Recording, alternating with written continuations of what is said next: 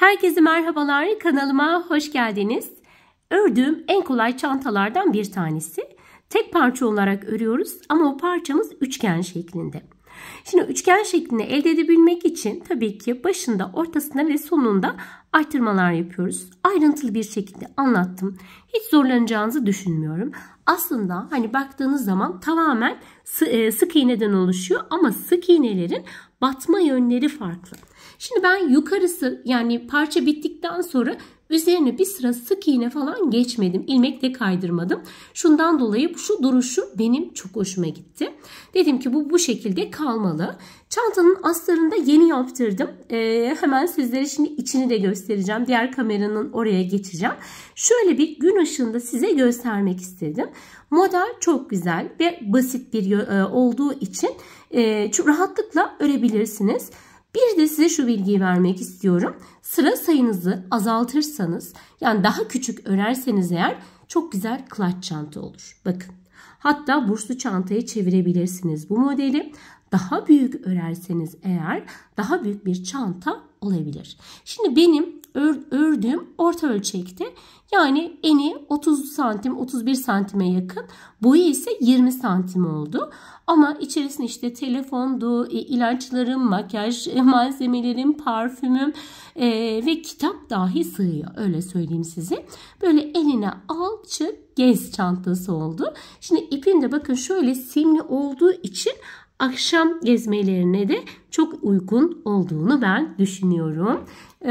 Hadi bakalım, keyifli seyirler diliyorum sizlere. İnşallah ördüklerinizi benimle paylaşırsınız. Instagram adresimi de biliyorsunuz ekliyorum her zaman. Oradan da takip edebilirsiniz. Tabii orada daha çok fotoğraf ve video paylaşıyorum doğal olarak. Ama bunun yanında bildirimlerinizi açarsanız benden hızlıca haberdar olursunuz. Beğenileriniz ve yorumlarınız için şimdiden sizlere teşekkür ediyorum.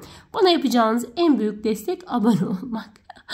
Abone ol butonuyla sizleri bekliyorum efendim. Herkese hayırlı günler. Hemen size içini de göstermek istiyorum. İçi astarlandı. İçini ben fuşya dedim ama fuş rengi yapacaktım. Benim hayalim oydu aslında. Hep böyle bir çantayı örerken hayal kuruyorum. Diyorum ki bunun içi şu renk olsun, bu renk olsun falan. Ama bir oylama yaptım. Fuşya kaybetti. Ondan dolayı rengini şimdi sizlere gösteriyorum. Hop. Şöyle bakın. Ferah ferah. Çok güzel bir çanta. Bakın şimdi. Kitap koyuyorum. Şöyle kitabımı koydum. Telefon koydum. Dediğim gibi, istediğiniz gibi tüm ihtiyaçlarınızı alabilecek düzeyde olan bir çanta. Benim favorim. Clutch yapın, burslu yapın ama bu çantadan örün. Öyle söylüyorum size. Hadi bakalım, şimdi inşallah kolaylıkla örersiniz. Model anlatımına geçmeden önce hemen size ipimi göstermek istiyorum. İpim Sensi'nin 2 milim olan, aslında polyester olan bir ip, öyle söyleyeyim. Ve polyester ipleri çantaların ben çok yakıştığını düşünüyorum. Örmesi kolay olan bir ip. Şimdi simli bir ip aslında bu. Hani kendinden böyle bir simleri var. Bilmiyorum o simleri size yansıtabiliyor muyum? Şimdi ana rengimi de size söyleyeyim, sizler hemen sormadan. Bizon multi simli. Benim rengim bu renk. Onu kullandım. Ortalama bu yumaktan 2 tane. 200 gram ağırlığında ve 230 metre. İçeriği zaten burada yazıyor. Şimdi ben de kendi el ayarıma göre 3,5 milim tığ kullandım. 3, 3,5, 4 bu ip için uygundur. Siz de kendi el ayarınıza göre bu ipi tercih edebilirsiniz. Reklamda diyelim bu arada. Zaten her şeyin bu tığın üzerinde bile tulip yazıyor. Yani her şey bir marka aslında. İpler de çok sorulduğu için hani ben de size bu şekilde göstermek istedim. Model de bu arada gerçekten çok kolay. Yani kolay bir model. Tek bir parçadan yapıp bir de bu parçanın uzunluğunu öyle bir ayarlarsınız ki clutch yaparsınız. Daha büyük yaparsınız baget bir çanta olur. Daha büyük bir parça yaparsınız daha farklı olur. Gibi. Yani bu tamamen size kalmış. O yüzden ben bu modeli çok sevdim. Dedim ki bu modeli eminim herkes örebilir.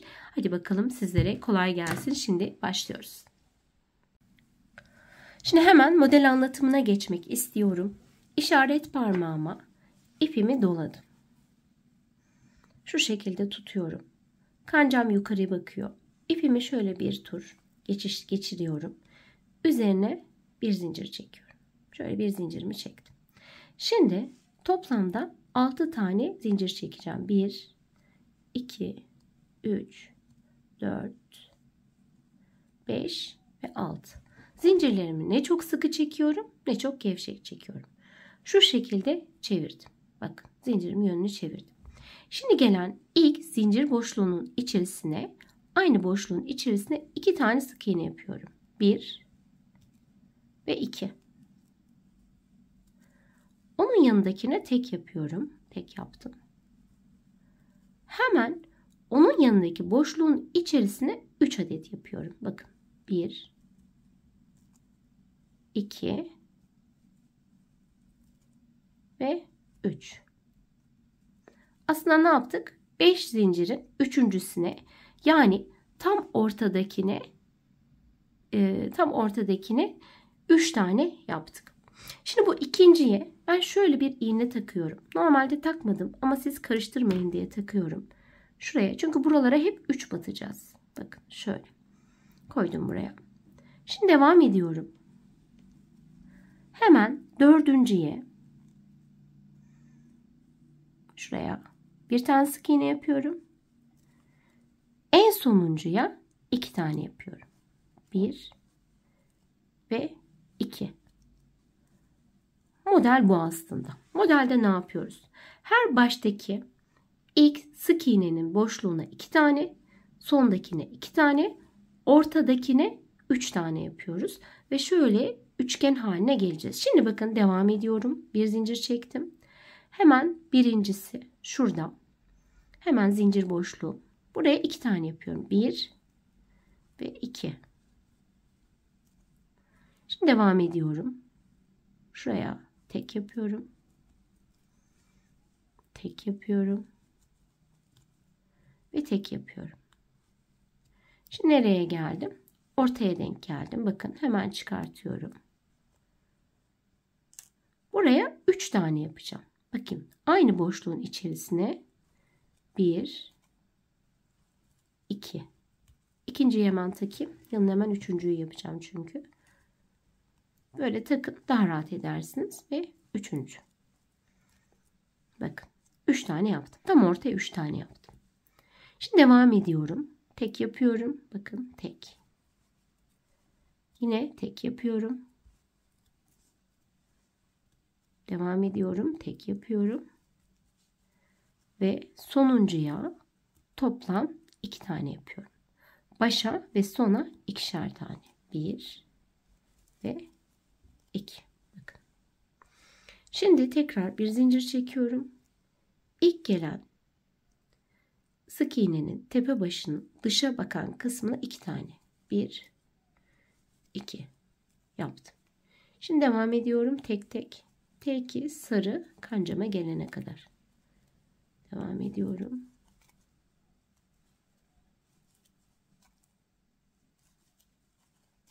Evet. Şimdi burası. Buraya 3 tane yapacağım. 1, 2. İkinci ortadaki olduğu için hemen yine takıyorum. Ve aynı boşluğun içerisine üçüncüyü yapıyorum. Şimdi tekrar sıranın başına gelene kadar tek tek devam ediyorum. Bunların hepsi tek. Ve sonuncuya çift batıyorum. Bakın böyle. Sonuncuya çift battım. Şimdi buradaki önemli olan nokta şu. Şimdi burası benim orta merkezim aslında. Buradaki sık iğne sayısıyla şuradaki sık iğne sayısının eşit olması lazım. Ona dikkat edin. Zaten başta ve sonda 2'şer batıyoruz ve ortalar aynı. Ve ortadakine 3 yapıyoruz. Bu kadar aslında. Model bu. Şimdi devam ediyorum tekrar. Bir sıra daha göstereceğim. Sonra siz devam ediyorsunuz. Şimdi tekrar bakın. İlk boşluğun içerisinde 2 tane yaptım. 1, 2. Tekrar şimdi tek tek devam ediyorum.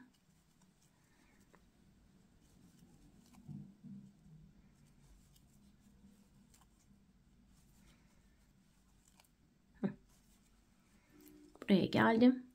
açtım. Ve ne yapacağım? Buraya 3 tane yapacağım. 1 2, ikinciye hemen taktım. Ve 3. Bu şekilde hep dışa batarak sık iğnelerimi oluşturuyorum. Sonuncuya kadar geliyorum. Sonuncuya çift yapıyorum.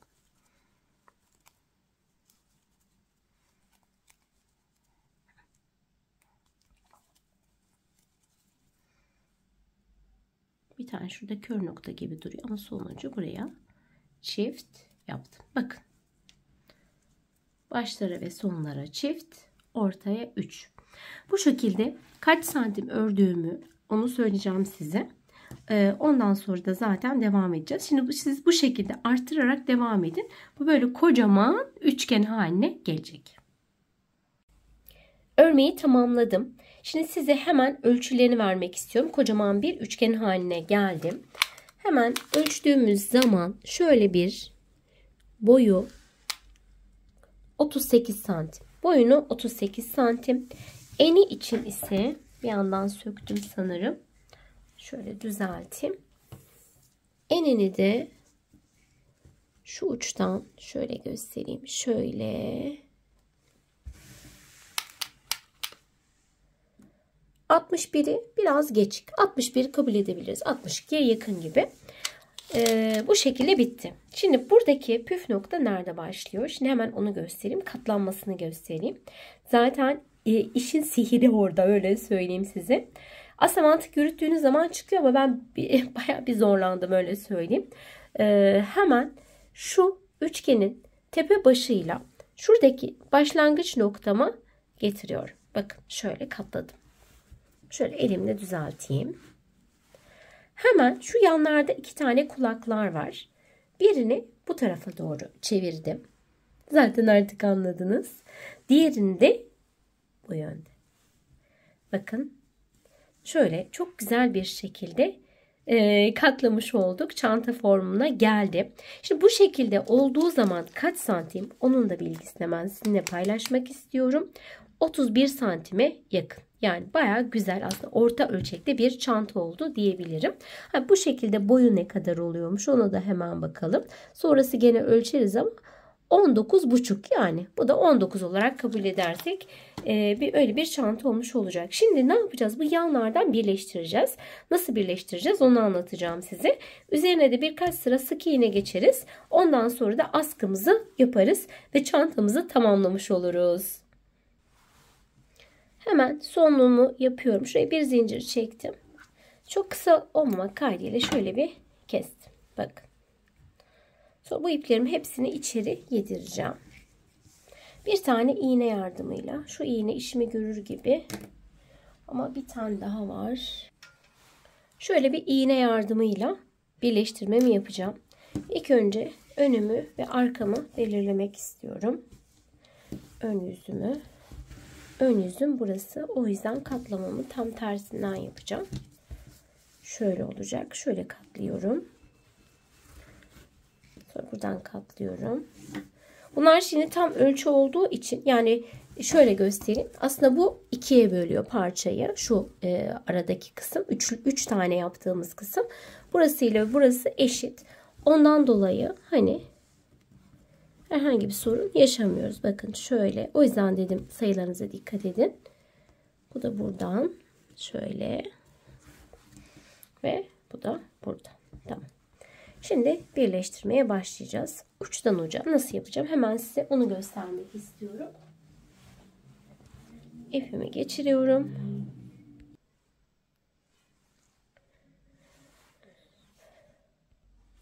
İğnemi hazırladım. Böyle plastik iğneler benim elime batmadığı için ben daha çok tercih ediyorum. Şimdi hemen bakın şuradan şöyle bir, şuradan gireceğim bir saniye. Şu bölgeden en ucundan girdim yani. Tamam. Şimdi hemen karşı tarafa giriş yaptım ve iki ucu bağlamış oldum. Şimdi bundan sonra bakın şöyle başakları şöyle denk getireyim. Şu an şuradayım. Şu başak ortasından giriyorum. Aslında tam ortasından yine. Bir tanesini boşluk bıraktım. İkincisini yine ortasına girdim. Bu yöndeyim.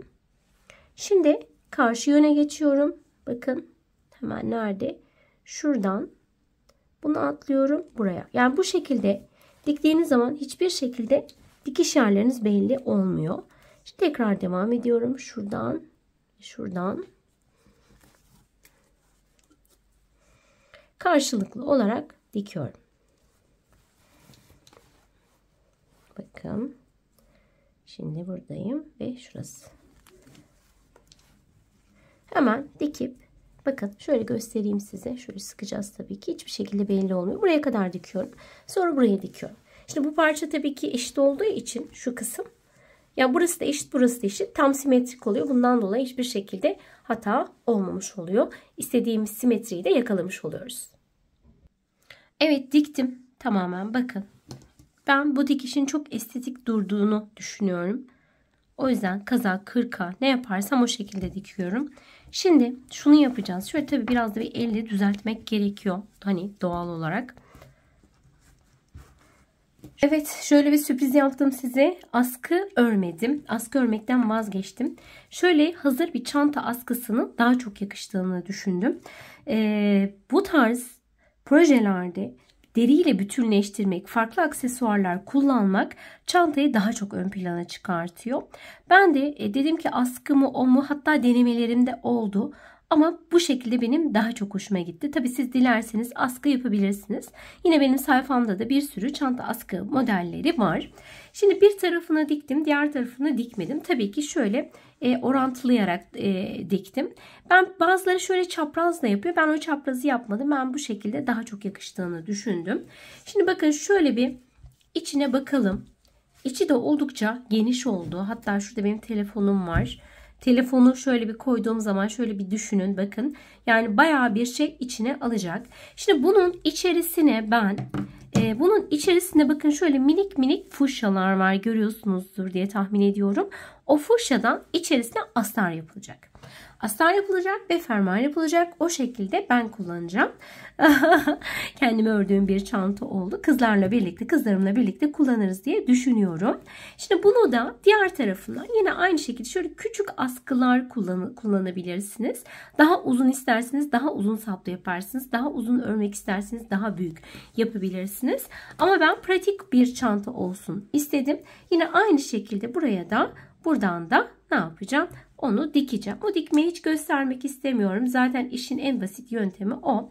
Hani fazla da zaman kaybı oluyor. İzlenmiyor da zaten. Çünkü hepimiz kendimize uygun bir şekilde dikiyoruz. Şimdi bunun zaten dikme yerleri belli. Şöyle ucu künt iğneler var. Daha çok ben bunları kullanıyorum. Hani ele falan batmıyor. Şöyle de dikiş iplikleri var. Hani rengine uygun olarak da onu tercih ettim. İnşallah beğenmişsinizdir. Pratik, güzel bir çanta modeli oldu. Bu ara hep çantalardan gidiyoruz. Şimdi bitirdikten sonra şöyle kenarlarına ben sık iğne de yapmadım. Onu da bilgisini vereyim. Bu şekilde duruşu benim daha çok hoşuma gitti. Bakın şöyle tomurcuk gibi duruyor. Dediğim gibi yani işte sık iğne geçersiniz, ilmek kaydırırsınız. Bunlar tamamen işte size kalmış. Tamamen sizin zevkinize yönelik. Ben böyle sizlere pratik bir çanta sunmak istedim. Çok da beğendiğim için hemen paylaşmak istedim. Bu ara hep çantalardan gidiyorum. Bundan sonra bir çanta daha gelecek. Katip'ten gelecek. Bundan dolayı bildirimlerinizi açın. İnşallah kanalıma abone olarak bana destek olursunuz. Sizin şimdi bizlere olan desteğiniz şu. Gerçekten bugün bütün günümü bu videoyla harcadım. Öyle söyleyebilirim size. Hani bir gün boyunca neredeyse biz bu işlerle uğraşıyoruz. Sonuç itibariyle hani bu emeğimize saygı adına abone olup işte yorum yapıp beğeni yapmanız bizleri daha çok motive ediyor.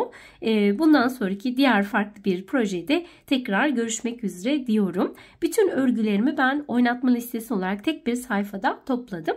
Herkese hayırlı günler.